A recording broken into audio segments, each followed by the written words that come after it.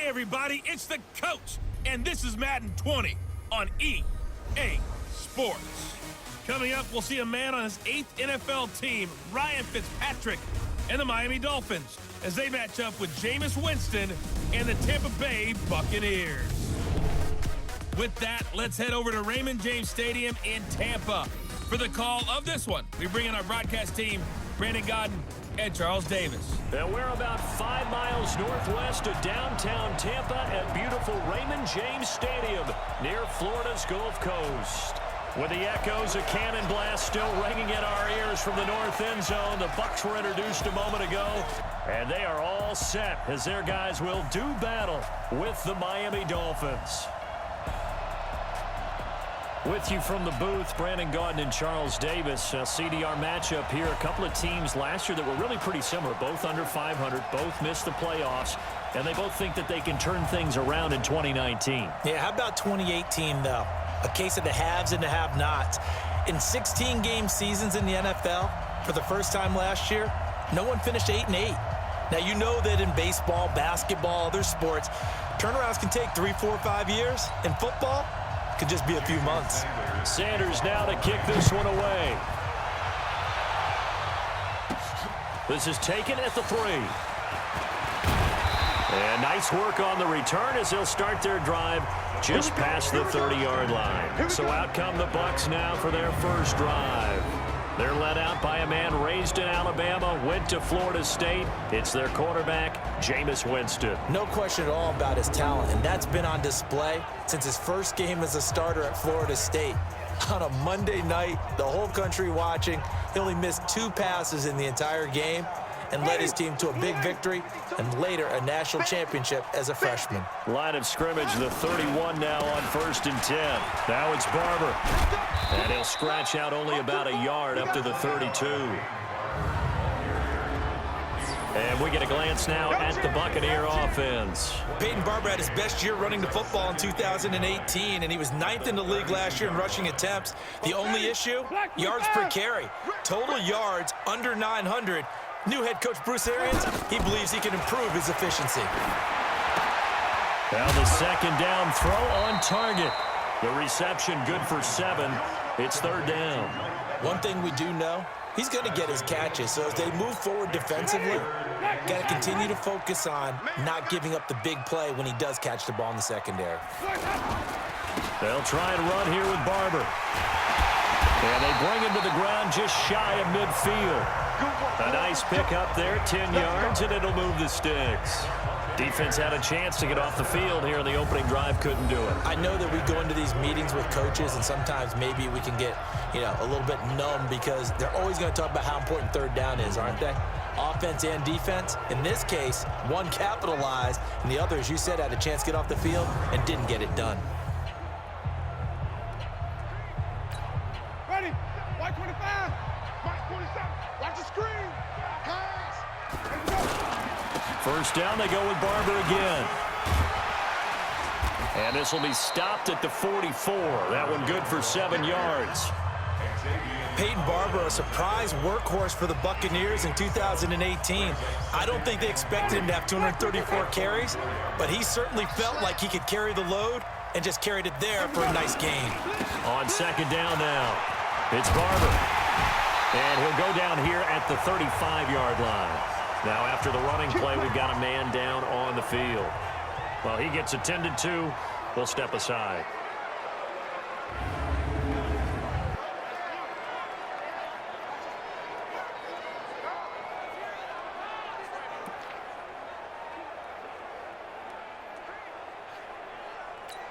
Ready.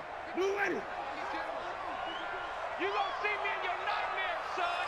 You gonna see me. Winston now to throw on 1st down. Oh, he got position on him, and he pulls it in.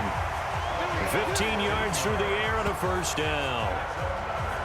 Now that was pretty. They executed that curl route versus zone coverage, and that changes things a little bit because against man, it's often a tight curl, tight, sharply run route. Against zone, you're just looking for that open spot, that dead area, so you may curl it a little bit wider just to get to that place. And usually a tight window. He fired a bullet in there for the completion.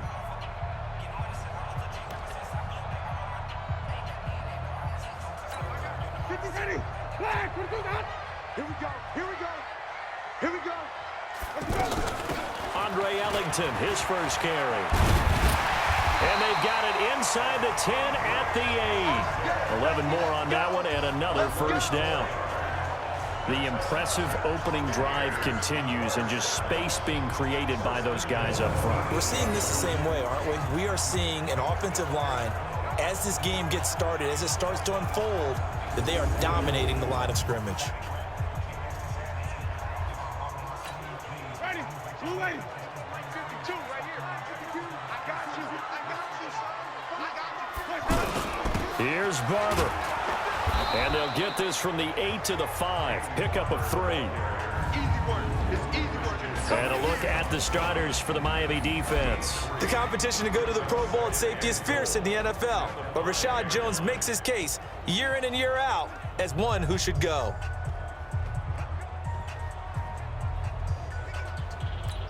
And the ball smack dab on the 5-yard line. Here's 2nd and goal. And now he'll tuck it and run. And he's dropped just before the line to gain. 4-yard pickup leaves him with 3rd and 1. 4 yards there on the keeper, but still going to bring up a 3rd down. Looking to cash in on this opening drive. Here's 3rd and goal. They'll run with Barber. And he's in. Touchdown, Buccaneers. It's a 1-yard touchdown run. And the Bucs have taken a first-quarter lead. Right off the bat, they start with a very solid, methodical 10-play drive. And you know me, I tend to look at things from the defensive side. They're coming off the field gassed right away. We're in the first drive of the game. So it's not just what happened, but think of the emotion you carry into a game, then double it with getting a 10-play drive put on you and points scored. They're pretty tired right now. Extra point by Gay is up and good. And it's now a 7-0 game. A 10-play drive that time. And it's Peyton Barber that polishes it all off with a touchdown scamper.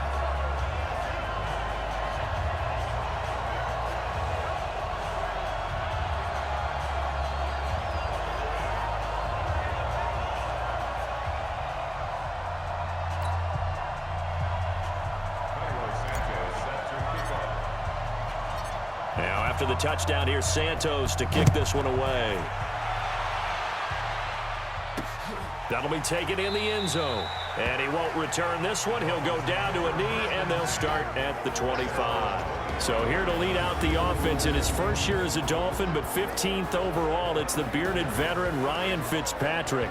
And the new coaching staff coming in, they finally decided to pull the plug on the Ryan Tannehill era after 7 seasons and no playoff wins. So enter Ryan Fitzpatrick, signed in free agency, fittingly on St. Patrick's Day, by the way. But last year with Tampa Bay, you remember Fitzpatrick got off to that incredible start. Over 400 yards passing in each of the first 3 games of the year, 11 total touchdown passes, and now it's his time to do it with Miami. A look now at the Miami offense. I remember when Laramie Tunsil was coming out of Mississippi and I was evaluating him for the draft in 2016. I ended up writing down a description that I tended to like, and I'm going to use it here now. He's got feet like a receiver. He's got a body like an offensive lineman and hands like a boxer. Put it all together, you got a heck of an offensive lineman. And a quick look at the Buccaneer defensive starters. Ndamukong Suh provokes a whole lot of conversation. But at the end, everyone agrees, one of the best defensive tackles in the NFL. Off the play fake here, Fitzpatrick looking deep downfield. And the throw there going to be incomplete. Well, that certainly looked like something that they discussed all week in practice getting ready for this one. Take the big shot right out of the gate. At worst, you'll open up the defense a little bit, loosen them up, have them back on their heels.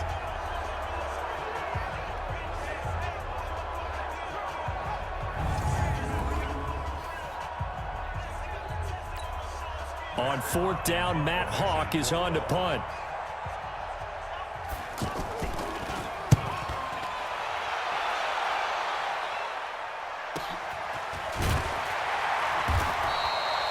That'll be put in the books as a 53-yard punt. And the Bucs will get ready to go on offense. And Tampa Bay trots out there now. And certainly they'll be hoping to hit pay dirt like they did on the last drive. Got the football back, so a chance to go up 2 scores. And they haven't been tentative at all in this ball game, because sometimes you start a game with your script to try and get information out of the opposing defense. How will they play you in certain situations? Sometimes you script to attack, and that's what I'm seeing so far. Jameis to throw it. There's the Penn State man. It's Chris Godwin. And he'll get this up to the 34-yard line. A gain of 11 to kick off the drive, and it's a quick first down. Chris Godwin, the former Penn Stater, should see an increase in action and production in 2019 with Adam Humphries and Deshaun Jackson gone from the team. 842 yards in 2018, second only to Mike Evans on the Buccaneers. Another scouting report on him is that he doesn't possess the eye discipline to be an elite linebacker. And what that means is his ability to read, react, and make a play. But on that one, he looked like one of those guys. So after the run for no gain, here's 2nd and 10. From the gun, Winston. Looking for Perriman, and it's intercepted. Picked off by Kiko Alonso. And a terrific return as he takes this thing all the way down near the 20-yard line. Well, that's a drive killer right there. Not a really confident throw either. This one was kind of up for grabs, and it's going to come down the hands of the wrong team.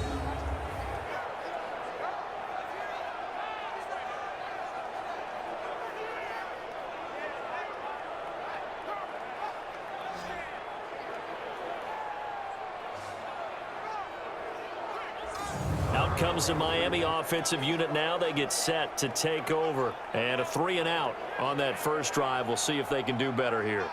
They should have a better opportunity because the nerves should be settled now. That first series, everybody goes out with a little extra emotion. So now they get a chance to go back out and say, okay, now we're into the game. Let's go play and play as best we can. You almost get a mulligan then on that first drive? Sometimes it absolutely serves that way. You get a second opportunity. Nothing big happened. But then again, you didn't commit any mistakes either. Off you go. And never good on a pass completion there to go the wrong way. Lost yardage. No, for some reason, it seems to work better when you throw it downfield or you can move the ball downfield running it that way, doesn't it? But in this case, if you're the defensive guys, you're energized, executed well, and you caused a lost yardage play. That's going to feel good and look great in film. To throw again on 2nd down. Fitzpatrick. That's complete to his tight end, Mike Gesicki. They get 14 back, but it leads now to a 3rd down. That tight end position, it just seems to continue to evolve every year in the NFL. Yeah, you're getting really terrific athletes. A lot of them maybe were wide receivers at one point. They continue to give you speed, great hands. Blitz coming, and down he goes. Shaquille Barrett put that sack by his name in the stat sheet. And plays like that really hurt play calling. They had a really nice gain on the previous play, but gave about half the yardage back on the sack. Excellent pressure up front, nowhere to go with the football. Down he goes.